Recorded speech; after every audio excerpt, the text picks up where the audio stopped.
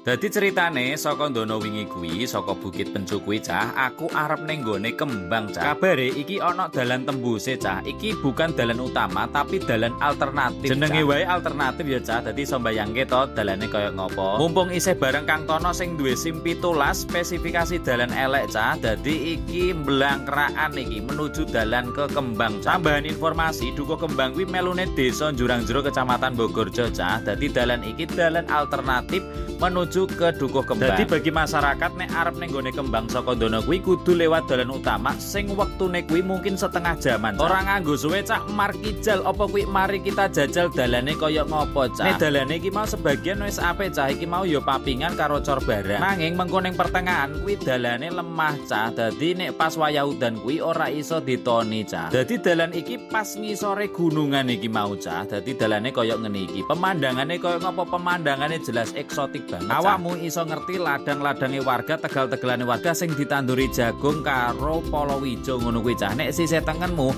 kuwi iso ngerti pemandangan tebing-tebing karo watu-watu cah. Tapi gak ono watu giyo iki mau wis tak survei barang iki mau. Iki mau watune watu kapur ngono kuwi cah ya sing spesial saka pegunungan Kendeng Utara. Lah sapa ngerti nek awakmu pas dolan rene kuwi cah, kuwi terus iso malih dadi watu giyo. Kan rezekimu cah. Lho cah pemandangane luar biasa kaya ngono kuwi cah. Iki pas musim penghujan cah. Engko pas musim ketiga apa kemarau ngono cah mungkin vibes-e beda meneh cah. Luwih eksotik meneh. Delok pemandangane, perbukitane, tebing-tebinge kaya ngene iki cah. Iki nek dalane apik terus dienggo trekking pasti luar biasa.